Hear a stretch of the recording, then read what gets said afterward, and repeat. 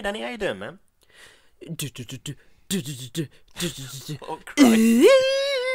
It is a really iconic theme tune, isn't it? Like, Yeah. I struggle to think of a single other theme tune except for maybe the Friends theme tune that is so iconic. See, it's a difficult one. Star Wars. Yeah, that's a good point. The original Star Trek was pretty big because it had that whole theremin thing going on. Yeah, I can't But- remember it.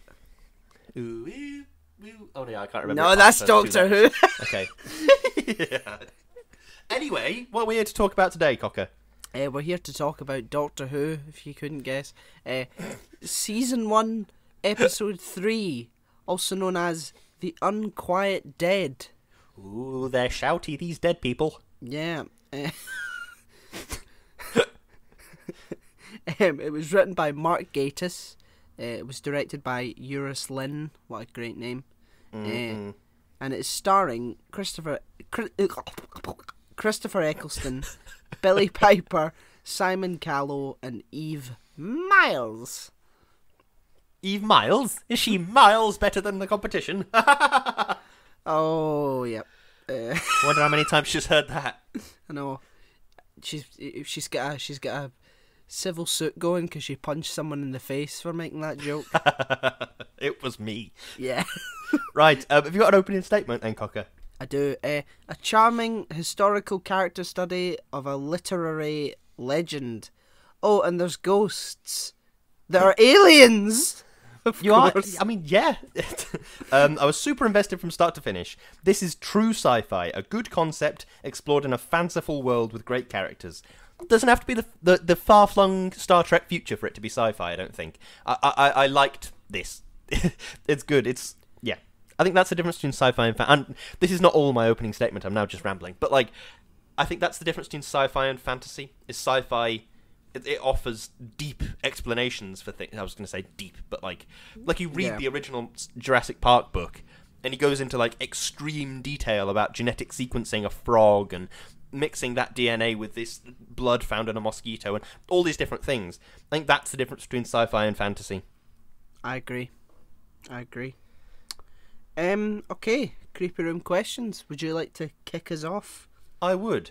So Mr. Sneed has been killing all of his clientele, hasn't he? It would appear so. Isn't that terrifying? That like, Yeah. and did you take care of him? No, the ghost did that. And like, but then it's like, well, so you've been trying to solve this problem by literally killing people. If he thinks that the spookiness is going to drive his business up, which he actually says it did drive his business up, the fact that the house he's in is really spooky. Yeah. Then surely he'd be best off going, we don't know what does it, sir. We don't know why it happens. But sometimes the dead, they walk. Or whatever it is. He's also a pirate in this situation. And, but I just don't... How many people has he killed to mask this secret? Oh my god. Lewis, Yeah? it's Mr. Sneed. What's he got to says- say for himself? He said, I'm gonna kill you. That was my Mr. Sneed impression, everyone. Fuck's sake. By the way, right, so let's just... As a jump into my own jump in. Say somebody in your family died. Why would you select the funeral parlour based on its spookiness? I don't feel like you wouldn't. Was that the reason? Well, he said, because the building is so spooky, there's been so many stories of people haunting it and doors slamming and poltergeists and so many stories of a spooky building that it's driven business up. So I'm thinking, yeah, people have been like, whoa, there's that spooky building that Mr. Sneed's in. Let's go there.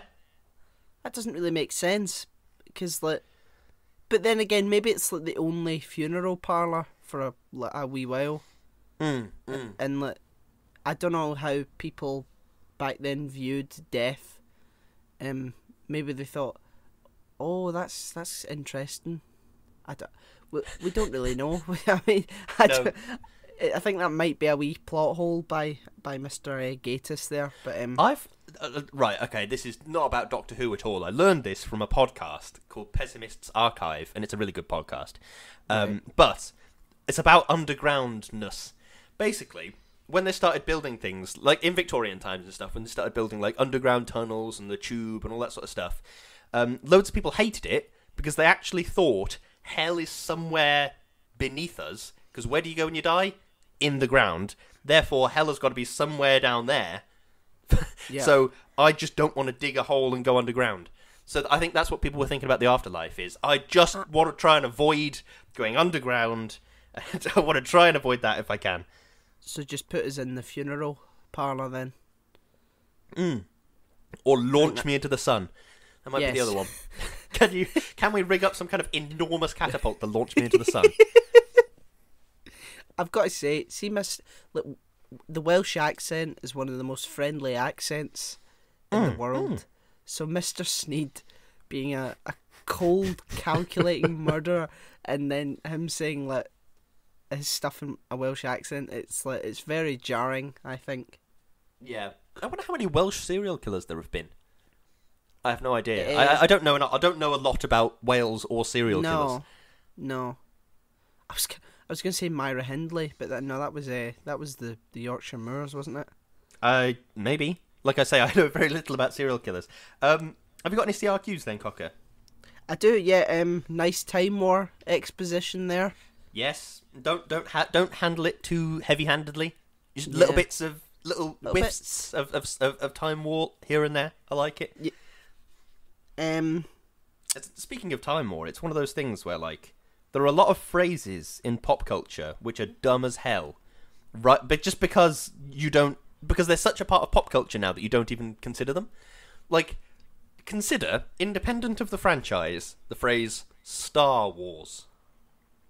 Yeah. What a dumb phrase. Okay, well, are the stars? It just doesn't make any sense. There's no real war in that saga. It's a rebellion. It's an uprising. Do you know what I mean? There's very little actual bloody coup or whatever. It's just weird. There's the Clone Wars in the original. Well, not the original. The prequels that happens. But that was before they called it. Well, that was after they called it Star Wars. Like much after they called it Star Wars. Yeah, yeah. On the subject of Star Wars, I had a realization the other day, which is like I've never watched any Star Wars films, and I'm probably never going to, because I would have trouble getting invested in a franchise where their hit rate is like 30%. Like the general consensus is the original trilogy are good films, and all the other ones are not that great. So I would have trouble getting invested with it's like, oh yeah, 30% hit rate. Oh, okay. Yeah, I mean, I don't. It's. I think since Disney took it over, do you know what? That's just being unfair. The prequel, but even though the prequels are really bad, it follows the lore.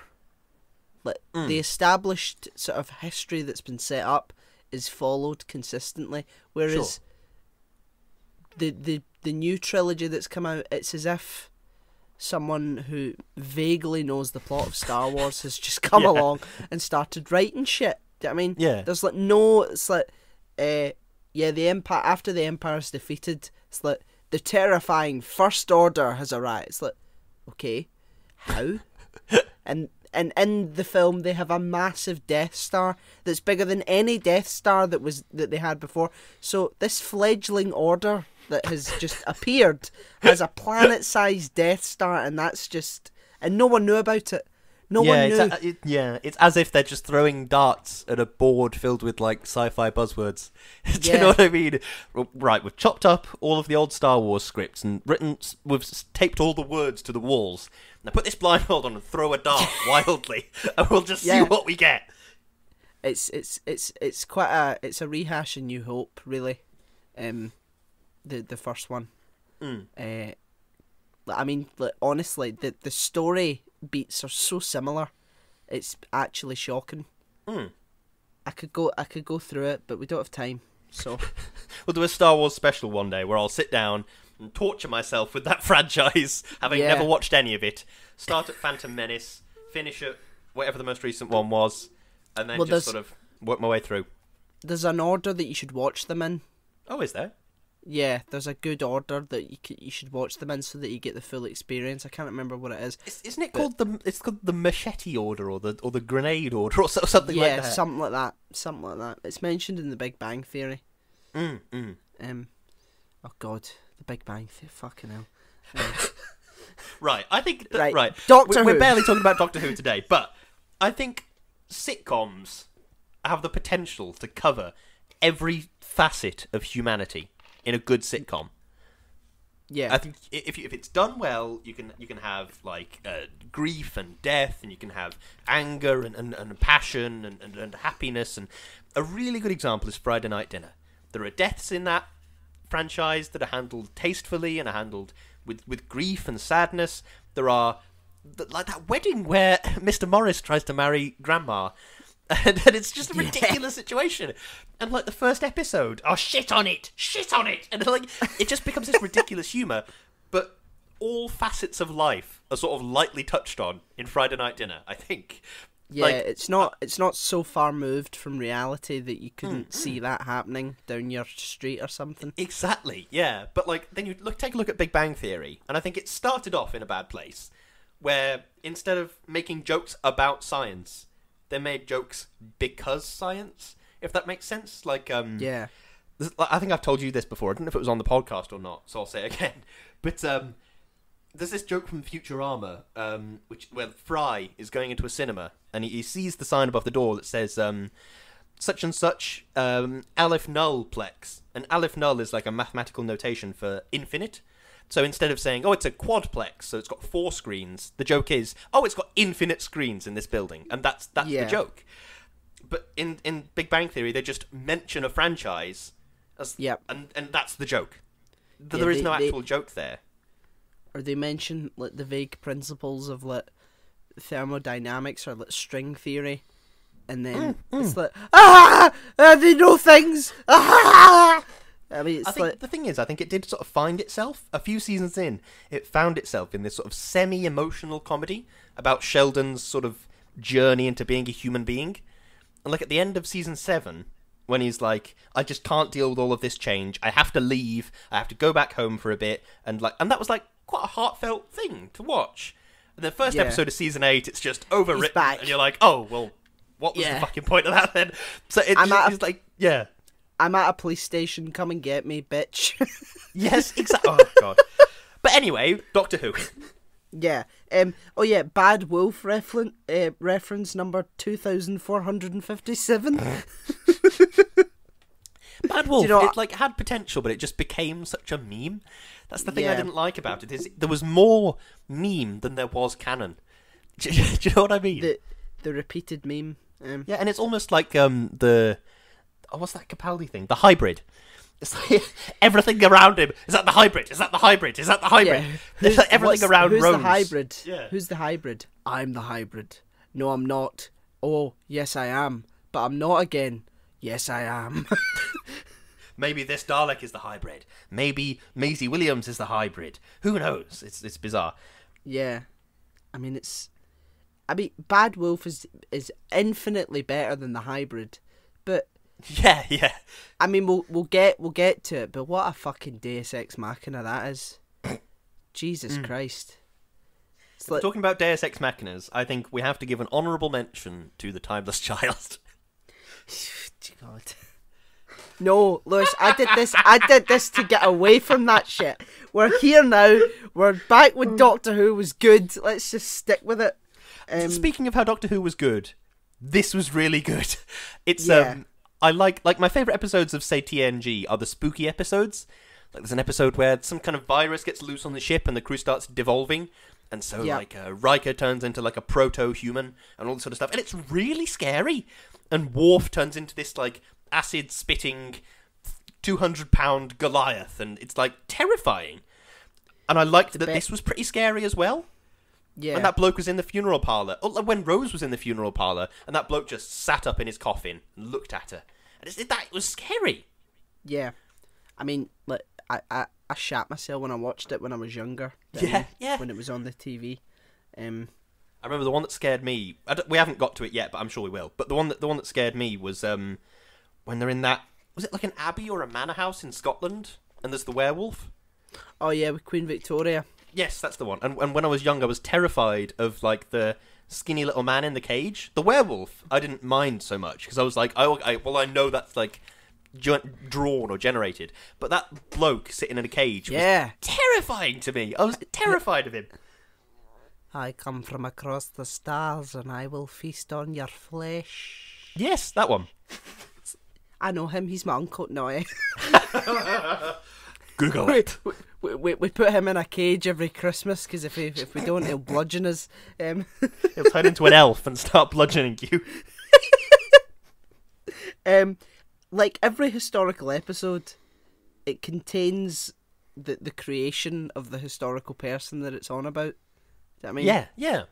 Agatha Christie, there was a lot of murders and a giant wasp. Who else? Nikola Tesla. There was those scorpion things that I can't even remember what the plot was with that one. No, Nikola Tesla had like a lab, and that he was saying, "I want to give everybody energy," and Ryan went, "Oh my god, is that Wi-Fi?" And nobody had the balls to say, "No, it's not Wi-Fi, you dickhead." Yeah. So, you know. Who else? There's loads. Yeah, tons. Shakespeare. 3 witches. Who are aliens. I did like the premise of the Carrionites. This idea that they've generated like a science and a mathematics based on words rather than based on like numbers. I like that idea. It's like I'm big into sort of world building in sci-fi where it's just something which completely we do not understand at all. I agree. For a very tangential example, there's this sort of sub-community online of people that try and generate new language. Oh, excuse me. Try and generate new languages.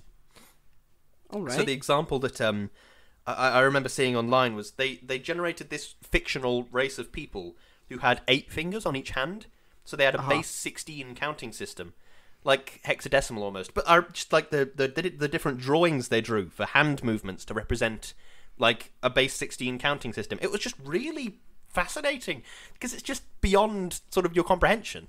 Base 10 is so sort of, it's like ingrained into our brains. It's like, yes, 10%, 100%, everything is a percentage or a decimal or a fraction. It's all base 10.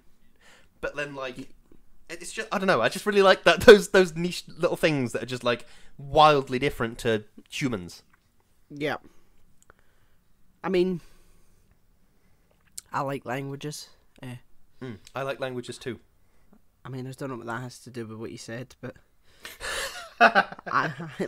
is the writing trying to say that Charles Dickens was like Scrooge? Because it's essentially the Scrooge story that happens to him.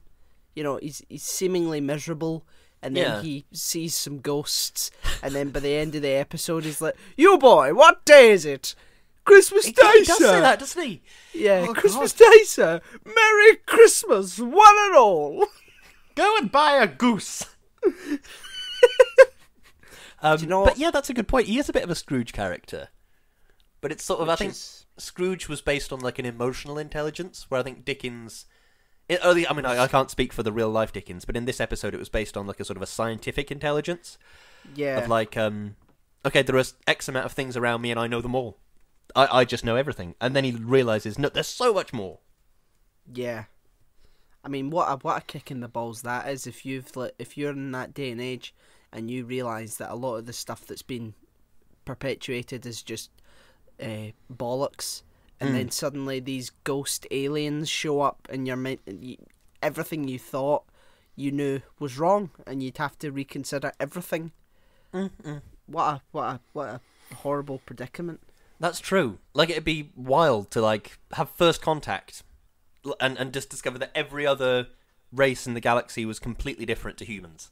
Like, all of our sci-fi of all time, everything has been sort of humanoid. I mean, you know, for budget reasons. Like, of the original series of Star Trek, it's just like, well, you know, we can't afford to do anything difficult, so let's just put these people with, like, let's give the Klingons weird foreheads, and let's give the Vulcans weird ears, and they're basically human, apart from that. Like, that's... Yeah. It'd be wild to like, have first contact, and it's like... It's just something we can't even conceive of. Like Abbott and Costello from Arrival. They're just two sort of seven-legged squid things that speak in a way that we can't even understand. We barely have any idea of a way to understand it. Yeah.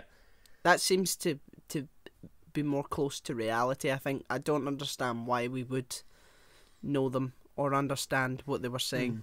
It's like explained away in the Star Trek universe that all the races that look humanoid were like the genetic descendants of this one race. Yeah, from a billion years ago or whatever. Yeah. Like that. So that, yeah.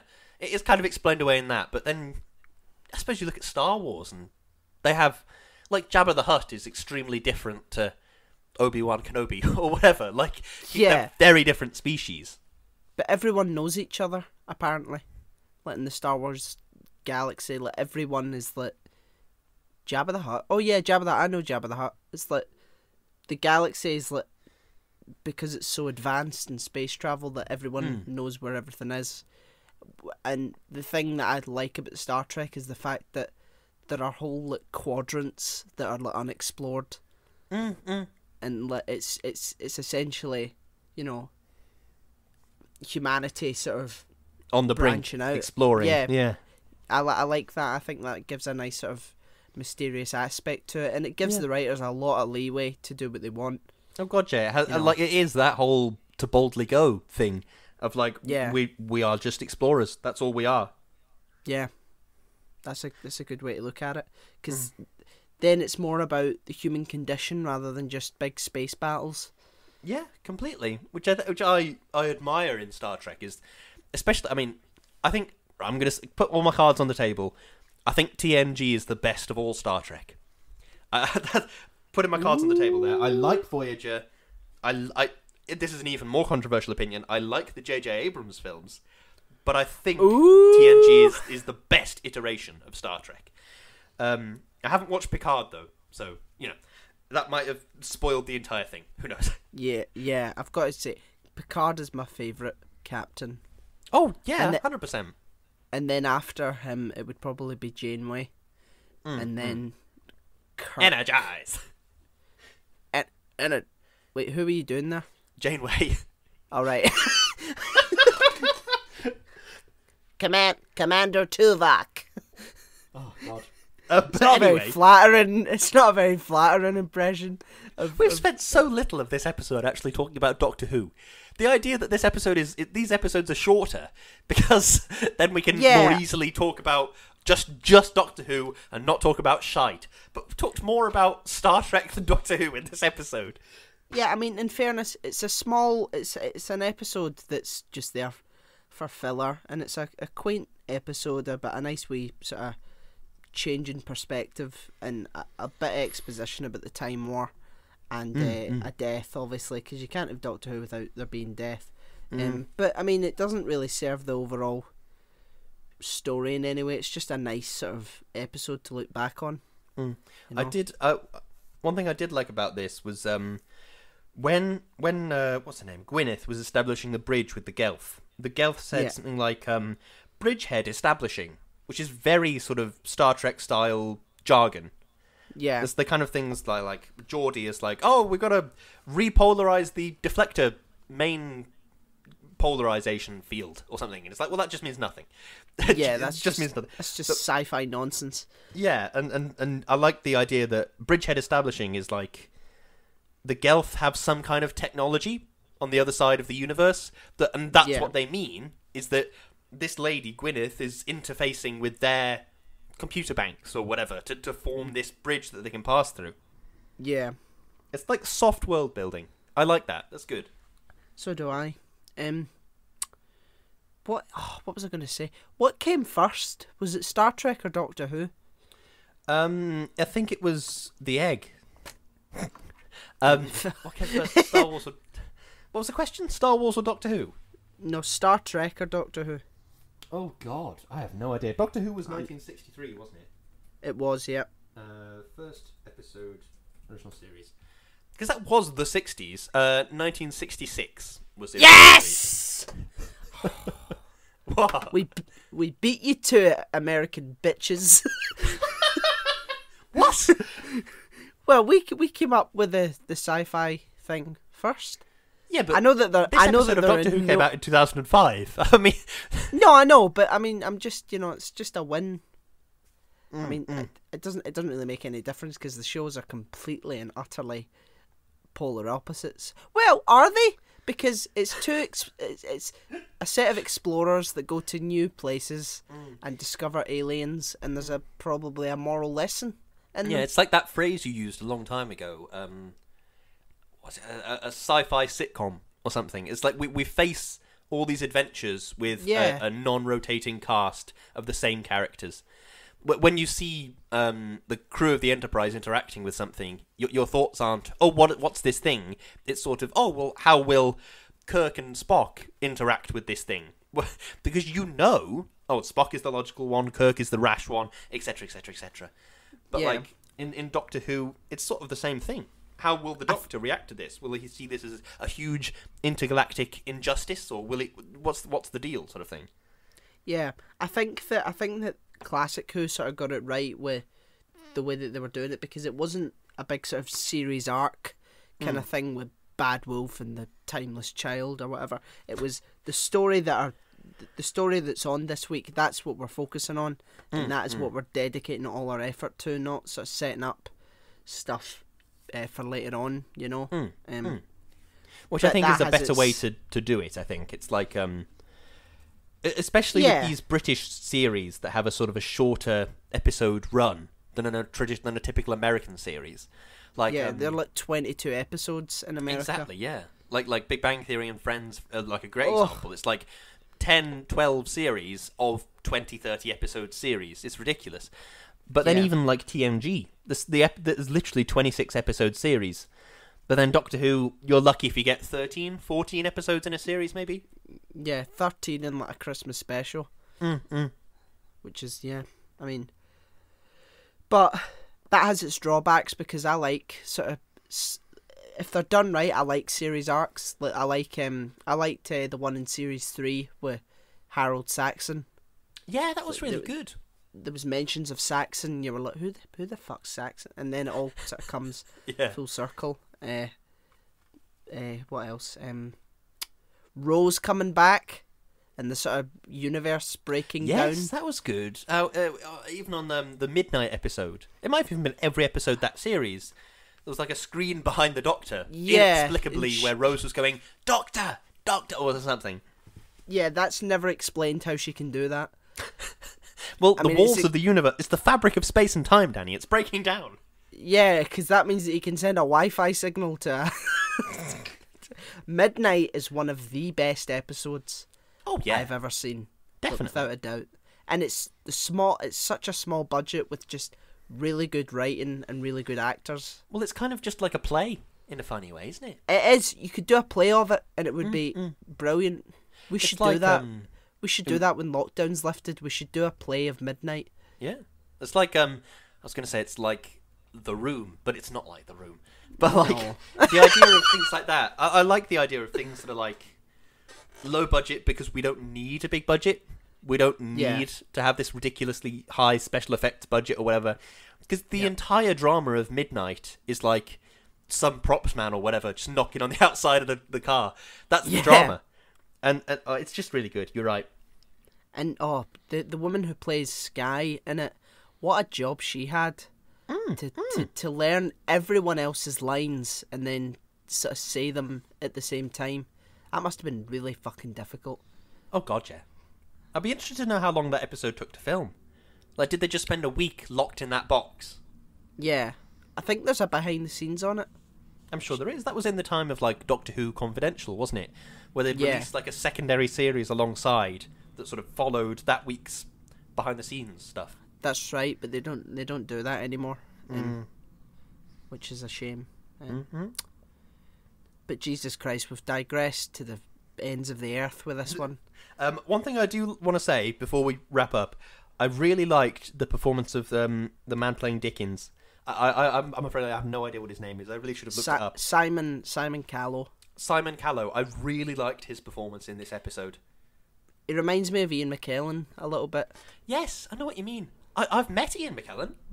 Have you? Is Yes, this I another have. lie? Is this another truth or lie kind of No, thing? this is truth. What he was it? did like what was it like? He was lovely.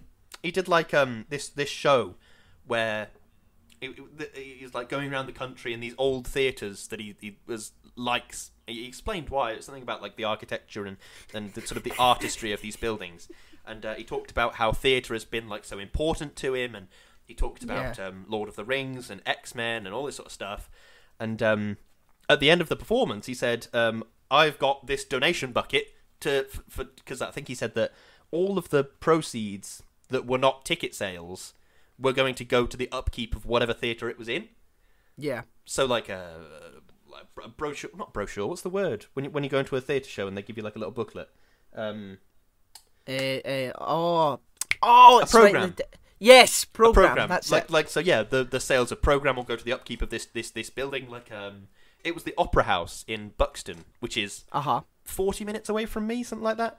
But it was this gorgeous building, and the theatre was gorgeous, and I can see why he's motivated to do this tour, is because these buildings are so beautiful and nobody uses them anymore. And but yeah, he said all the money is going towards the upkeep of this building. I'm gonna have a bucket. I'm gonna be out front, and I'll be sort of shaking hands and accepting donations and all that sort of stuff. So I went up and put a couple of quid in the bucket, and I was like, "Just thank you very much. I'm a big fan." And he was like, "Oh, you're very welcome." And then just carried on talking to other people. Oh, Yeah, that's nice. It sounds lovely. yeah. He seemed lovely. Like in his he was sort of told the story of his life in a very roundabout way on stage. Sort of told Go on, sorry. I think he did that at the Oxford Union, and I think there's a video of it. He was talking about how he came out and stuff like that, and how he was. Yeah, that's a great video. I watched that. It was fantastic. Imagine seeing it live. Oh, it was absolutely amazing. You can tell he has this absolute sort of zest for life that is like, and some of the lessons he talked about, lessons he'd learned through life. Like he's talked about when he first came out.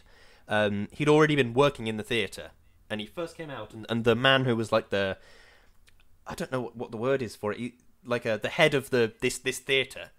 Apparently, he heard about this and turned to somebody, one of Ian McKellen's friends or relatives or something, and said, "I just don't know how Ian could do that to his mother," or something like that, and something really, really sort of horrible. And then years and years and years later, Ian McKellen was knighted for services to drama or theatre or whatever it might have been. And in the sort of queue to line up and be knighted, the person stood next to him was the head of that theatre that said that all those years ago. And he said, it was horrible to stand next to this man who was this sort of blatant homophobe way back when. But that's the swing and the roundabout of life. And he was talked about how like that theatre gave me so much, and it allowed me to bring joy to so many other people, that he's such a minor cog in an enormous machine. And you just have to take the rough with the smooth. And it talked about this really interesting lessons he'd learned from that. And it's just like, it was a really, really good. If there is a video of it, I really encourage you to go and watch it. I'm gonna have a look for it. I'm gonna have a look for it. That sounds brilliant. And he had this is a bit less like emotionally heavy, but he had I've never watched Lord of the Rings either, but he had the sword from Lord of the Rings. Apparently they gave it him on rap. Glamdring. Yes, that was it. He took it out on stage, and he had his Gandalf hat, and he had somebody up from the audience and took a photo with him and all that. But it was really sweet, yeah. Aww. And he did like readings from Shakespeare and stuff. Like he had in this big box every single Shakespeare play ever written, and he literally said, "Okay, people in the audience, shout out a Shakespeare play you know," and then he'd hear, "I heard Twelfth Night," and then he'd like just. The lights would go down a bit, and he'd just do a reading from Twelfth Night, and then the lights would go back up, and he'd carry on the show. Like Adele asking for a song. Like, choose one of my songs that you know. Hello. And then she starts saying, choose a Shakespeare play that you've seen. Yeah. Act 1, Scene 1. But no, it was a really good performance. It was very sort of both humbling and encouraging in a strange way. The sort of be looking at him and think he's done so much for this career that I want. in a strange way, that I want it to be that successful, and I want to have had that many opportunities. But also, it was humbling. Like, he told this brief sort of throwaway thing about, the only reason I actually started the theatre was because a friend of mine told me that it might be a good place to meet other like-minded young men. And it was something about that, and it just really made me smile. How it's like, he just started it as this might be a fun thing to do, and then it became this huge part of his life. But yeah, it's really cool. I'm gonna give that a look. I'm gonna search that one up. What were we talking? Doctor Who? Oh god, there's something about Doctor Who. Yeah, I'm gonna be honest. I mean, it was an alright episode, but it's not. No, it is filler. I hadn't thought about it until I realised that it was the next episode. But it's not bad, and it sort of serves as the template for the historical sort of episodes that we'll get coming forward. Some are much better than others. Yeah, definitely. But yeah. Well, I think I'm out of notes. Yes, I am as well. Have you got a closing statement? I do. A heartwarming story about the power of history. Amazing things are always happening right under our noses. It just takes the sort of living in the moment to seize them and keep going. Yes. Excellent. An episode about Ian McKellen and his wonderful life and career. I mean, you're not wrong. An episode about skepticism and accepting other worldviews into your life and realising that you don't know it all. In fact, you know very little. Well, hey, we nailed that one. I mean, I guess the themes sort of coalesce because, Ian McKellen was talking about how he was being humble, and this episode is quite humbling to the sort of human being who thinks that they know everything, and then it's like, no, you don't. You barely know anything. Yes.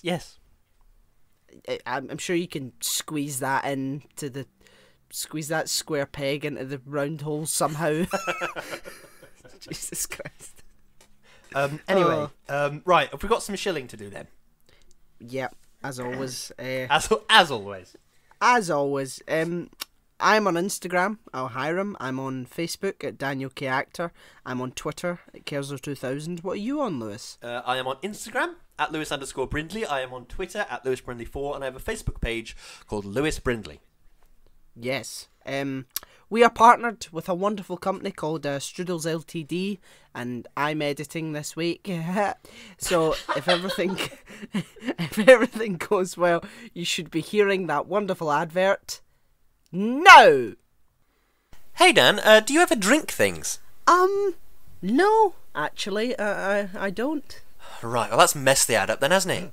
Oh, good grief. Well, if you're not a massive weirdo, then you might like to drink things from time to time, and sometimes you might even like to use a straw. Yeah, and there are lots of options available. I've got a metal one, and they come in plastic. Bad for the environment. Or paper. Falls apart immediately. Yep, which is why strudels are out there. Strudels are straws made out of pasta, and straight away both of those problems Lewis just said are solved. The pasta will decompose in a day after you throw it away, and they'll stay strong in your drink for at least an hour. Exactly. What's not to love? Plus they're super convenient. Having a couple of them in the cupboard will mean you don't have to keep cleaning a metal straw every time you do the dishes. Indeed it will. Check them out today at strudels.co.uk. You will not regret it. It just gets better every time you hear it. It does. I am amazed by it. Amazing. We are hosted by Podomatic. We're on Spotify. We're on Apple Podcasts. We have a YouTube channel. We're on Deezer. We have a PayPal donate button. We have Patreon. And we'd like to thank our wonderful patrons, Chloe, Darius, Sophie, Peter, and Aditya. Thank you so much, guys. Yes, thank you so much. You help support the show, and it means the absolute world. Absolutely. We've got merch. We sell mugs. We sell T-shirts. We sell all manner of stuff. We do. My favourite is the tote bag, which is on our Teespring. The link will be in the description and our link trees, and it'll be all over the shop. Yep, definitely. We're also partnered. No, wait. Did I say PayPal donate button? Did I? I think you did. Yeah. We have now anyway. Yeah.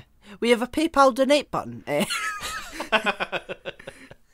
We're also partnered with another wonderful company called Number 12 Crochet Avenue. And Lewis has got an amazing good few reasons as to why you should check them out. I do have an amazing good few reasons. Very eloquently put, Daniel. Number 12 Crochet Avenue is a crochet business run by my amazing wife. Just this morning, actually, she finished a baby blanket that she was making for someone in our family.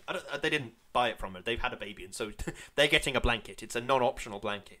But it's absolutely beautiful. You will take this. You will take this, but no. I'd like to point out she is not like that. It's no. But yes, she makes absolutely gorgeous stuff. And she's really, really skilled. Looking at the quality of her work is kind of astounding. It's like, I mean, these are like kind of, I guess, technical terms, but like she keeps yarn tension very well. Like she made a scarf recently that was about 4 feet long or something, and it was just uniform stitches all the way through. It was absolutely beautiful. But yeah, the Instagram is beautiful. Go and check it out. That's at Number 12 Crochet Avenue. She takes commissions, and she's super duper awesome. Go and take a look. Definitely. Well, I think that's us. I do think that's us. Yeah. Go on then, Yeah. Cocker. What are we talking about next week? Well, this is good. This is the first two-parter of the. Well, it's the first episode of the two-parter because we're just going to do it episode by episode. But I believe it's called Aliens in London. Yes, which with the slithy and all that nonsense. Yeah, which is pretty on the nose, I guess, because there are aliens in London. Yep, and they are pigs or something. I kind of vaguely remember that. No, there was a little. Yeah, we'll discuss it. We'll discuss. We'll make discuss sure that and make also sure the you career watch and it. Life and Times of Patrick Stewart. Yeah, yeah. We'll make sure our you way watch through it, Lewis. actors. Make sure you watch. Yeah, there's pigs in it or something. I'll turn up next week. Yeah, this is the one with like that pig in a jumpsuit or some shite like that. Yeah. Oh Jesus Christ. Well, that's been us. We shall hear you, smell you, you next week. Yes. See you next week. Thanks for listening. Goodbye. Bye.